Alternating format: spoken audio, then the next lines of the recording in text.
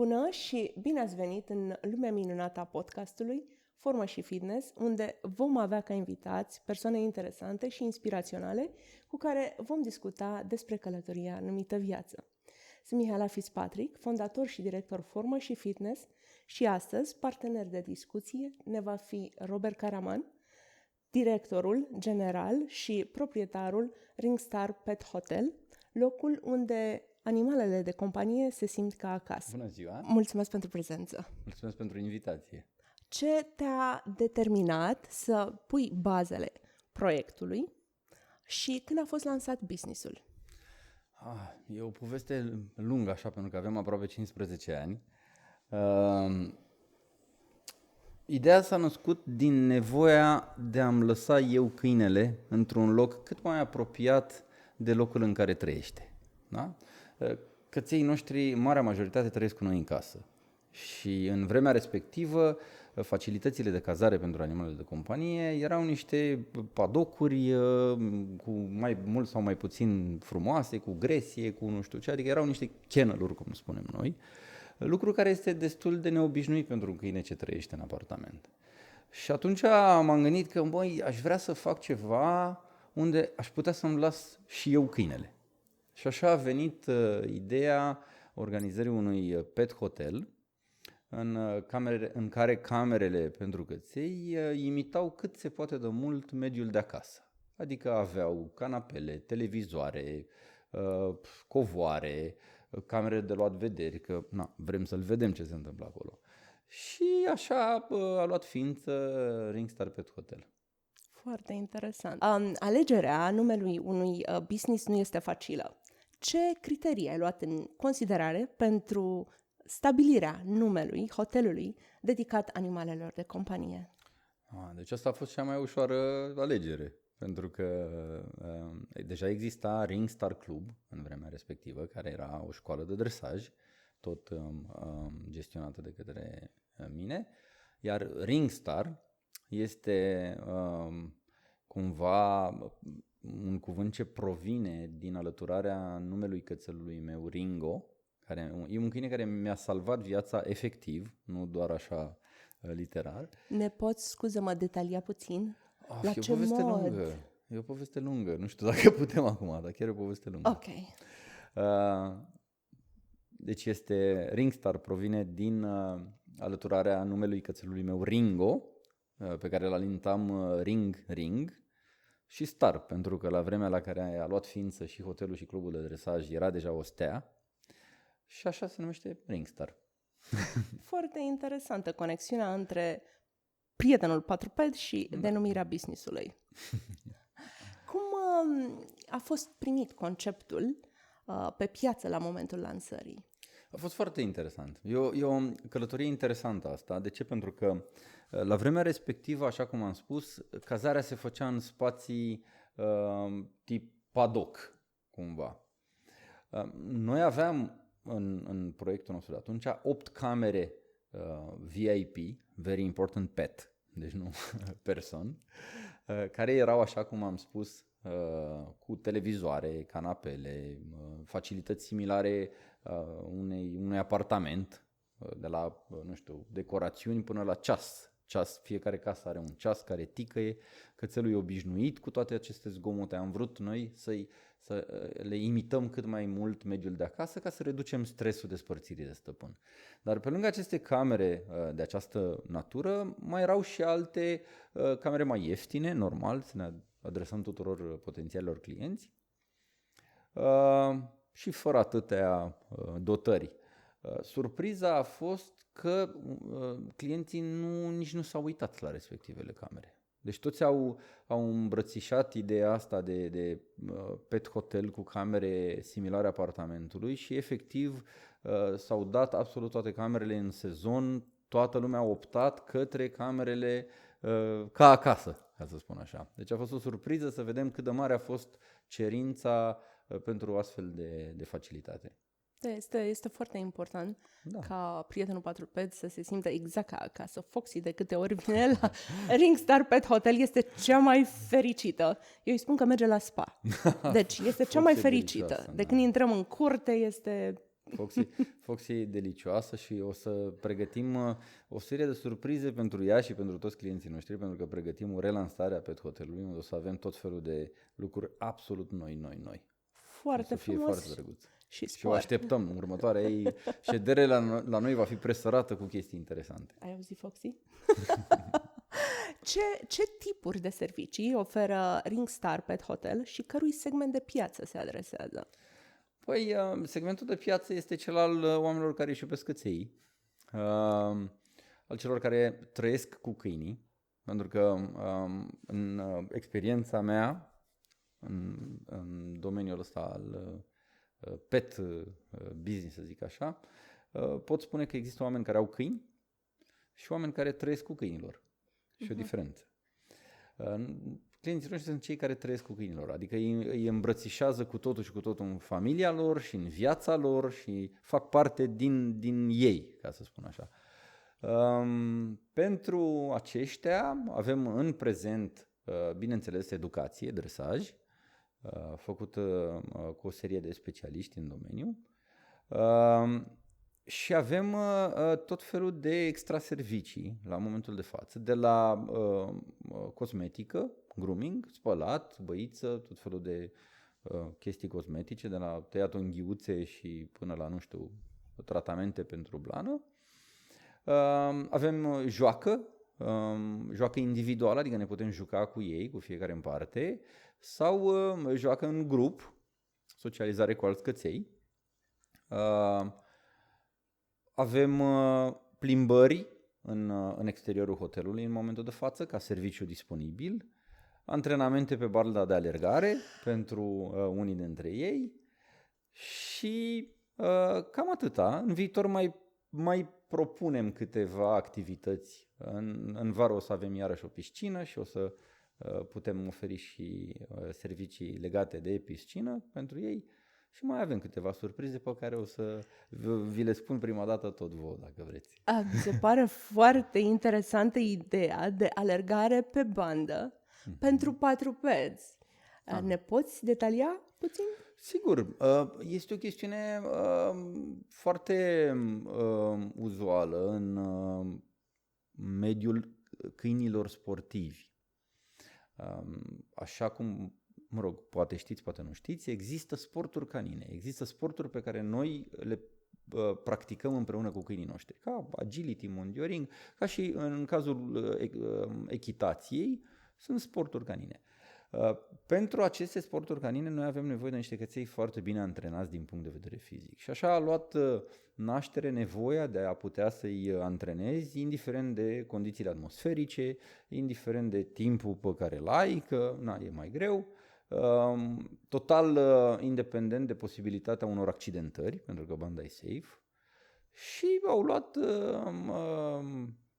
diversi producători această idee și sunt foarte multe modele de benzi de alergare special concepute pentru căței. Și acum o să mă întrebați poate de ce nu se poate folosi una pentru oameni, pentru că cele pentru căței sunt un pic diferite, au niște dimensiuni diferite, au niște garduri de protecție care asigură siguranța cățeilor și un nivel de reglaj puțin mai fin. Una peste alta e un produs pe care noi îl folosim și e foarte, foarte simpatic. Și pe partea de not este ușor să lucrezi cu patrupedul? Nu este ușor. Ca și în cazul benzii de alergare, trebuie să le alocăm câteva ședințe de dresaj, ca să spun așa, în care să învățăm cu respectivul obiect. Adică la banda de alergare avem câteva ședințe alocate în care câinele e familiarizat cu respectiva bandă și după aceea putem începe efectiv antrenamentele. Iar pentru exercițiile de not, la fel, bineînțeles, trebuie întâi cățelușul învățat puțin să se simtă confortabil în apă, să înțeleagă despre ce e vorba și abia după aceea poate fi folosit ca o terapie sau ca o modalitate de a-i consuma energia sau de a-l distra. Știu că prietenul tău patruped, Morg, este vicecampion mondial. Povestește-ne despre Morg și despre competițiile naționale și internaționale dedicate câinilor și cum decurge antrenamentul acestora, în ce constă antrenamentul acestora. Morg este un ciobănesc belgian malinois Morc înseamnă cel întunecat. Dar așa e o glumă cumva, pentru că el e blond. Adică este un cățel maro deschis și nu are nicio legătură cu numele lui, care e cel întunecat, nici ca și culoare, nici ca temperament. E foarte dulce și foarte drăguț și poate oricine să se joace cu el. Și împreună cu el, da, ne antrenăm pentru mondioring. Mondioring este un sport canin, după cum v-am spus. Federația Kinologică Internațională se ocupă cu reglementările și cu organizarea de campionate mondiale și tot felul de concursuri în acest sport. Și trebuie să trecem împreună printr-o serie de probe care implică exerciții de disciplină foarte complexe, exerciții de sărituri destul de complexe și astea, și exerciții de pază și protecție. Și da, reușim să ne distrăm bine acolo și din când în când să câștigăm. Succes în continuare! Mulțumim frumos! Ce certificări profesionale și ce experiență ai în dresarea câinilor? Da. Certificări profesionale sau experiență, cu care să încep? Păi, hai să încep cu experiența. Și să zicem că primul cățel dresat pentru altcineva, nu pentru mine, a fost cred că prin 1993. Și de atunci, practic, nu am mai părăsit această meserie, adică am intrat în acest domeniu și am știut tot timpul ce vreau să fac. Adică nu am cochetat, stai că am fost nu știu ce și după aia m-am întors. Deci sunt aproape 30 de ani de dresaj canin, exclusiv dresaj canin, niciodată n-am făcut altceva, asta a fost meseria mea de atunci. Certificările, singurul organism abilitat care certifică în această meserie, până de curând a fost Asociația Kinologică Română, de la care am absolut toate certificările posibile și imposibile, tot ce s-a putut elibera. Da? Instructor de dresaj canin, instructor de dresaj canin de bază, atentator, mă rog, cam astea sunt. Din punct de vedere internațional, sunt tot felul de cursuri, stagii, seminarii, workshop-uri la care am participat, care în acești ani mi-au oferit diverse certificări sau calificări, dar care din punctul meu de vedere nu sunt atât de importante, pentru că nu definesc exact ceea ce sunt sau ceea ce fac. Deci, pe scurt, avem toate certificările necesare pentru această meserie.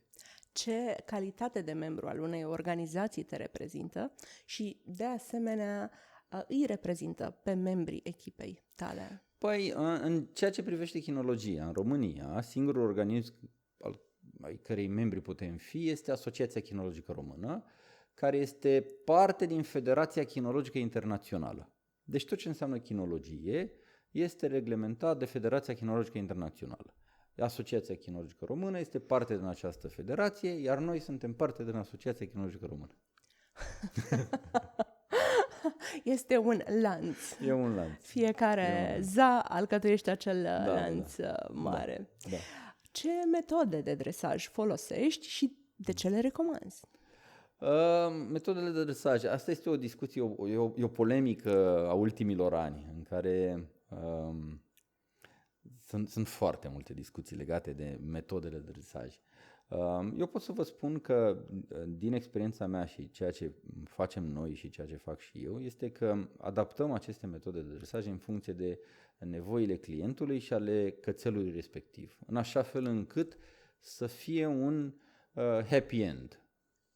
Și uite o chestie, dresajul ăsta, pentru că e interesant să-l lămurim puțin el, este un compromis. E un compromis între câine și omul lui.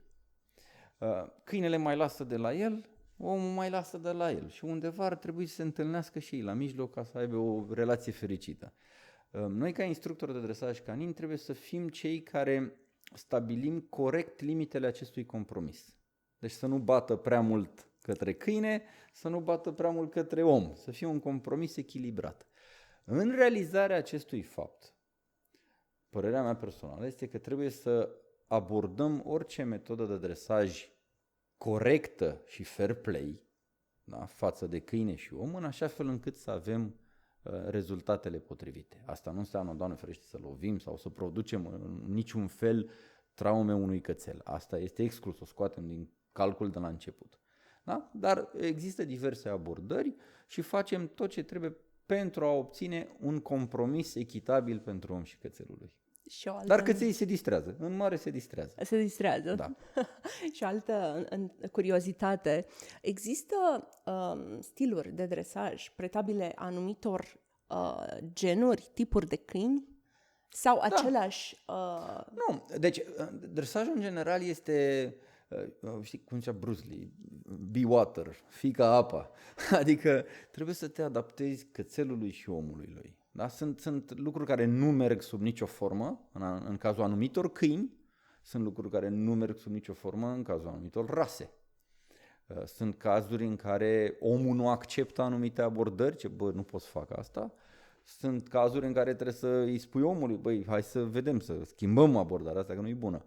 Deci, din punctul meu de vedere, e o limitare profesională pentru orice fel de instructor de dresaj canin, dacă zice eu nu fac decât așa și numai așa, asta este stilul și metoda și numai așa fac. Pentru că nu se va putea adapta infinității tipologiilor de câini și de oameni. Da? Trebuie, cred că, să simți stăpânul și patrupedul și automat să creezi acea conexiune între cele două suflete. Da, exact. Tot timpul e foarte important să înțelegi exact de ce are nevoie câinele ăla și să nu tratezi separat câinele și omul, pentru că ei fac parte dintr-un cuplu chinologic, chinotehnic, cum spunem noi. Deci luat separat, mie nu mi-e greu să mă înțeleg cu niciun câine, pentru că asta fac de atâția ani de zile. Dar ideea e cum transmit informația omului ca să se înțeleagă el cu câinele lui. Deci cuplul ăsta chinologic trebuie luat împreună și văzut ca un tot unitar. Iar tu ca instructor de dresaj să încerci să-i duci cumva pe amândoi. Asta nu înseamnă că vă dresăm și pe voi, da? Dar puțin. Nu, pe noi ne învățați cum să ne comportăm cu prietenul patruped și să funcționeze conexiunea. Exact, da. Care este aportul Asociației Kinologice Române în cadrul competițiilor locale și internaționale? Păi e un aport unic, ca să zic așa, pentru că numai Asociația Kinologică poate face astfel de competiții și avem tot sprijinul tot timpul. Sunt niște oameni profesioniști, specialiști acolo, care ne ghidează și ne ajută în tot ceea ce înseamnă activitatea asta sportivă cu căței și ne oferă cadrul potrivit să ne întrecem alături de căței noștri. Atenție, o chestie care ar trebui să o precizez, pentru că nu toate concursurile astea sunt neapărat competiții. Avem Asociația Kinologică, organizează periodic, chiar și la noi, la Ringstar, examene, pur și simplu. Se numesc TSAC sau BH și sunt examene de certificare că ai un bun câine de companie. Chiar așa se traduce și denumirea lor. Adică în momentul în care absolvi alături de cățelul tău un astfel de examen, primești un certificat că ai un câine cu maniere și un câine care este apt să facă parte din societatea noastră și un examen foarte simpatic pe care îl recomand oricărui proprietar de câine ca o modalitate de a-și verifica cunoștințele cățelului. Foarte interesant. Să facă parte din societatea noastră. Da. Patrupedul. Da, ar trebui să avem o licență de owner. De owner. Ce ne poți spune despre organizațiile non-guvernamentale pentru protecția animalelor? Și în același timp, în ultimii ani ai observat o schimbare a comportamentului oamenilor vis-a-vis de prietenii necuvântători? Vă pot spune multe, dar nu o să vă spun.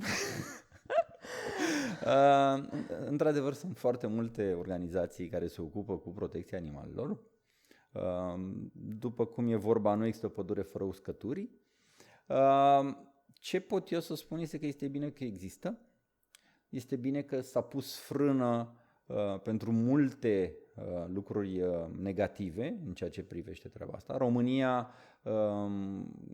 avansează cu pași repezi în direcția asta a protecției animalelor. Mai avem de lucru, dar sunt progrese. Mulți dintre noi le putem observa pur și simplu, alții care suntem în domeniu le simțim. Există totuși pe plan internațional, nu neapărat național, o tendință de a exagera și asta este partea negativă în povestea asta, dar pe semne vine la pachet, ca să zic așa, cu o protecție efectivă a animalelor. Avem tendința să exagerăm uneori. Dar consider că la un moment dat și aceste exagerări, acum depinde și cărui colț de lume ne adresăm, sunt binevenite. Pentru că animalele sunt tratate în mod diferit în diferite părți ale lumii. Da, categoric. Și aici intervine, cred că, partea de educare a oamenilor. Partea de educare ne lipsește mult nouă ca societate în România. Sunt ani de zile în care nu s-a făcut aproape nimic în direcția asta a educației, dar sunt semnale bune și au început. Există deja un program în școli unde se face educație chinologică și educație pentru animale, ca să zic așa, pentru copii despre bunăstarea animalelor. Deci sunt pași mari în direcțiile astea, pași care sunt făcuți cu ajutorul acestor organizații. Deci nu este ceva rău, este ceva bun, există un progres mare în direcția asta. Îmi doresc din toată inima să avansăm, dar să nu devenim mai, nu știu cum să spun, să nu exagerăm. Să avem limite. Să ne păstrăm cumva realismul. Da?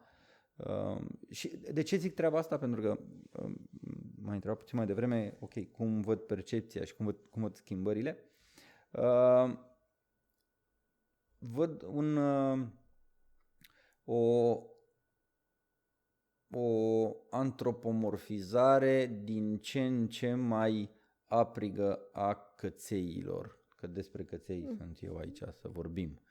Adică nu are neapărat legătură cu protecția animalelor, dar e o direcție care nu e chiar potrivită. Adică oamenii nu-i mai văd ca pe niște căței și îi văd ca pe niște copii mici și ar trebui să nu uităm că sunt căței și că ei sunt foarte fericiți pentru că sunt căței.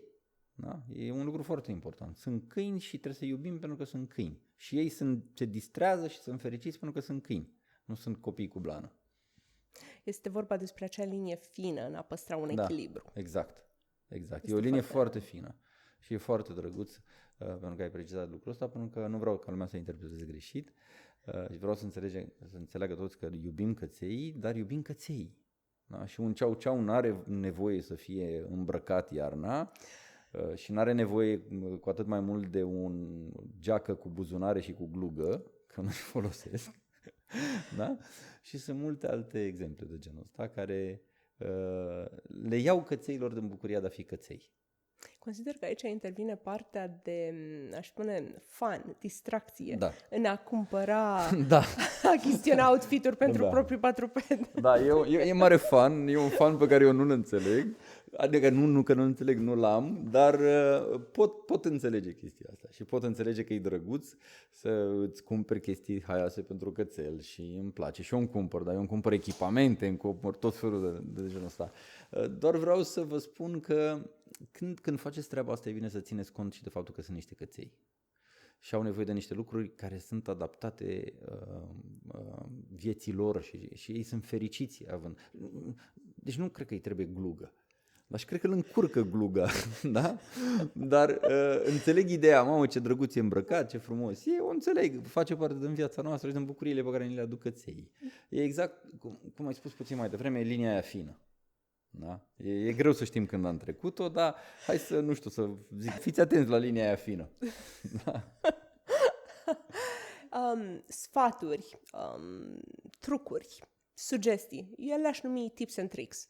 Pentru iubitorii de animale, pentru ce ai recomanda în sensul de a avea un animalus de companie fericit?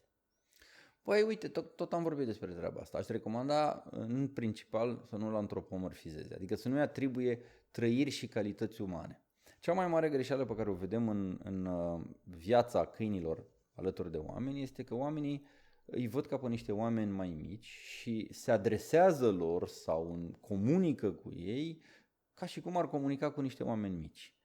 Și atunci apar probleme de comunicare pentru că tu ai niște așteptări. Bă, dar i-am zis să nu mănânce canapeaua. Adică eu îi spun mereu, îl cert mereu că mănâncă canapeaua, dar ăla nu înțelege. Păi nu înțelege că tu îl cerți ca și cum ai certa un om mai mic, nu un câine. Adică e o întreagă filozofie acolo. Deci un tips and trick, ca să zic așa, ar fi, sunt câini, nu sunt oameni. Iubiți-i pentru că sunt câini, înțelegeți alături de un profesionist, poate, cum funcționează gândirea unui cățel și adaptați-vă comunicarea și toată abordarea în funcție de aceste cunoștințe pe care le dobândiți. Că sunt căței și trebuie să lucrăm cu ei, să vorbim cu ei, să ne înțelegem cu ei ca cu niște căței. E un tips and tricks. Altul, căței iubesc rutina și structura. Deci recomand tuturor să aibă pe cât posibil, că știu că avem o viață agitată cu toții, să avem un program fix cu căței.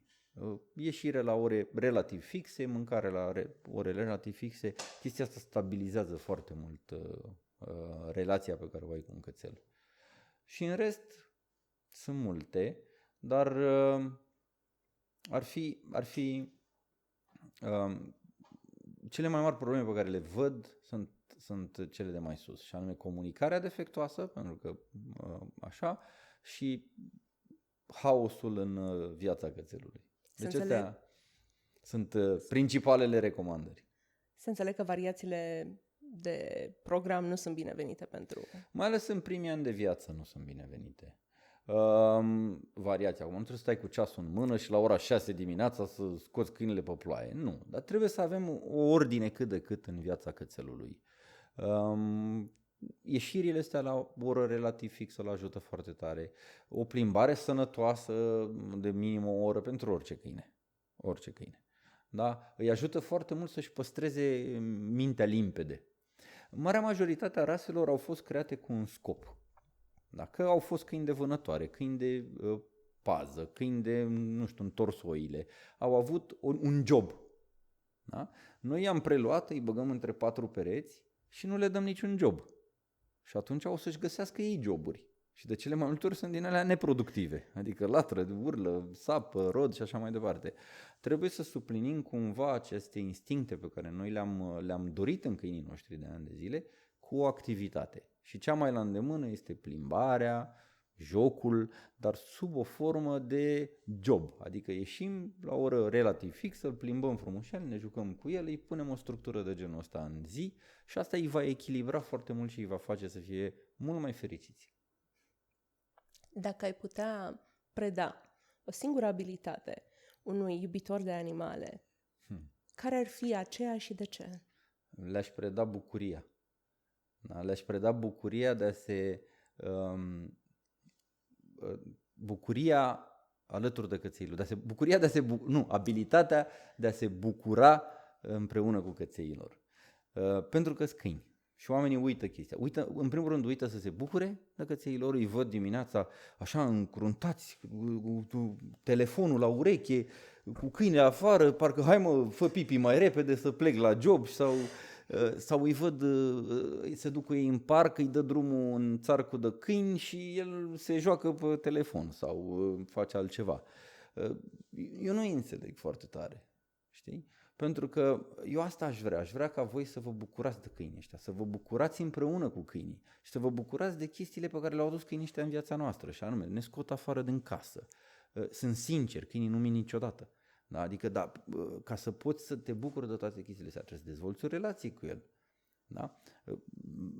Aș preda abilitatea asta, să se bucure alături de câinilor și să îi iubească pentru că sunt câini. Da? Adică sunt câine, vrea să se tăvălească în noroi, vrea să alerge, să se joace, vrea să facă chestii. Bucură-te de el pentru că e câine și asumă toate chestiile astea pe care le fac căței în viața noastră, de la, nu știu, suportul emoțional pe care ne-l acordă până la, nu știu, ieșirile astea în natură și în aer liber. Deci e principala abilitate care aș preda-o. Foarte frumos. Și dacă ai transmite un mesaj iubitorilor de animale, care ar fi acela? Am transmis atâtea, ce să mai transmit? Un ultim mesaj și cel mai important. Un ultim mesaj. Păi tot ăsta ar fi. Tot ăsta. Da, bucurați-vă de câini. Bucurați-vă de câini pentru că sunt câini.